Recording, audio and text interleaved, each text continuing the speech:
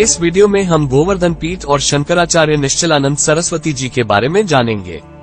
गोवर्धन मठ पुरी पीठ के वर्तमान 145वें श्रीमद जगद्गुरु शंकराचार्य स्वामी श्री निश्चलानंद सरस्वती जी महाराज भारत के एक ऐसे संत हैं जिनसे आधुनिक युग में विश्व के सर्वोच्च वैधानिक संगठनों संयुक्त राष्ट्र संघ तथा विश्व बैंक तक ने मार्गदर्शन प्राप्त किया है।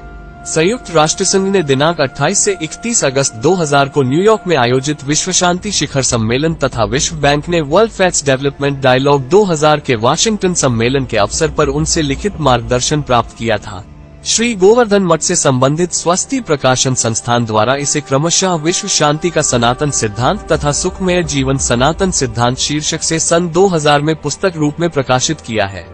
वैज्ञानिकों ने कंप्यूटर व मोबाइल फोन से लेकर अंतरिक्ष तक के क्षेत्र में किए गए आधुनिक आविष्कारों में वैदिक गणितीय सिद्धांतों का उपयोग किया है, जो पूज्यपाद जगद्गुरु शंकराचार्य श्री स्वामी निश्चलानंद सरस्वती जी महाराज द्वारा रचित स्वस्तिक गणित नामक पुस्तक में दिए गए हैं। गणित के ही क्षेत्र में पूज्यपाद जगद्गुरु शंकराचार्य जी महाराज की अंकपदीयम तथा गणित दर्शन नाम से 2 और पुस्तकों का लोकार्पण हुआ है, जो निश्चित ही विश्व मंच पर वैज्ञानिकों के लिए विभिन्न क्षेत्रों में नए आविष्कारों के लिए नए परिष्कृत मानदंडों की स्थापना करेंगे।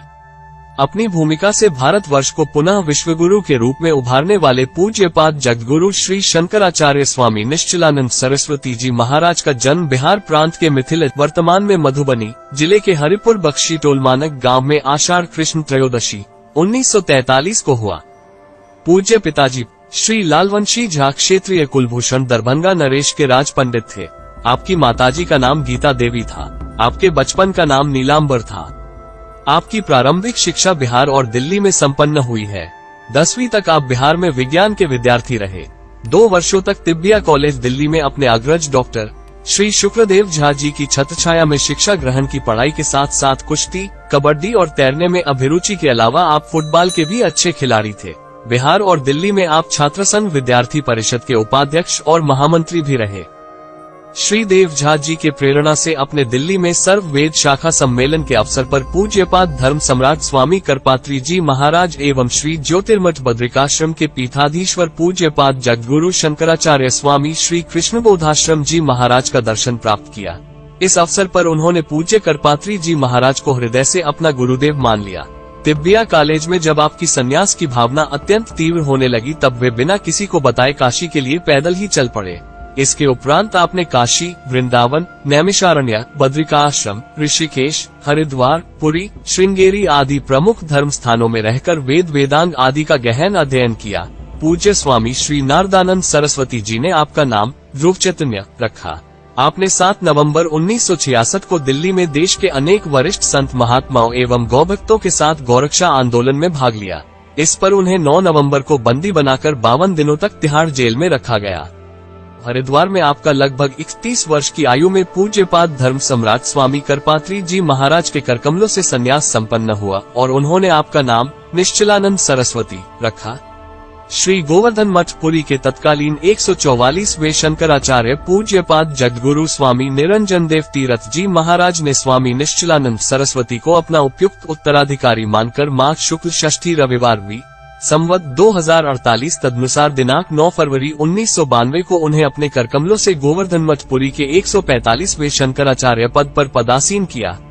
शंकराचार्य पद पर प्रतिष्ठित होने के तुरंत बाद आपने अन्यों के हित का ध्यान रखते हुए हिंदुओं के अस्तित्व और आदर्श की रक्षा, देश की सुरक्षा और अखंडता के उद्देश्य से प्रामाणिक और समस्त आचार्यों को एक मंच पर लाने में महत्वपूर्ण भूमिका निभाते हुए राष्ट्र रक्षा के इस अभियान को अखिल भारतीय स्वरूप प्रदान कराने की दिशा में अपना प्रयास आरंभ कर दिए। राष्ट्र रक्षा की अपनी राष्ट्रव्यापी योजना को मूर्त रूप दिलाने हेतु उन्होंने देश के प्रबुद्ध नागरिकों के लिए पीठ परिषद और उसके अंतर्गत युवकों की आदित्य वाहिनी तथा मातृशक्ति के लिए आनंद वाहिनी के नाम से एक संगठनात्मक परियोजना तैयार की। इसमें बालकों के लिए बाल आदित्य वाहिनी एवं बालिकाओं हेतु बाल आनंद वाहिनी की व्यवस्था भी की गई। पूज्यपाद जगद्गुरु शंकराचार्य स्वामी निश्चलानंद सरस्वती जी महाराज ने चैत्र शुक्ल नवमी शनिवार विक्रम संवत 2049 तदनुसार दिनांक 4 अप्रैल सन 1992 को रामनवमी के शुभ दिन पर श्री गोवर्धन मठ पुरी में पीठ परिषद और उसके अंतर्गत आदित्य वाहिनी का शुभारंभ करवाया। कलियुग में संघ के शक्ति सन्निहित हैं। धर्म, ईश्वर और राष्ट्र से जोड़ने का कार्य संघ द्वारा संपन्न हो, यह आवश्यक है। पूज्यपाद जगद्गुरु शंकराचार्य स्वामी निश्चलानंद सरस्वती जी द्वारा स्थापित पीठ परिषद और उसके अंतर्गत आदित्य वाहिनी एवं आनंद वाहिनी का मुख्य उद्देश्य अन्यों के हित का ध्यान रखते हुए हिंदुओं के अस्तित्व और आदर्श की रक्षा, देश की सुरक्षा और अखंडता है। पूज्यपाद महाराज श्री का अभियान मानव मात्र को सुबुद्ध, सत्य सहिष्णु और स्वावलंबी बनाना है।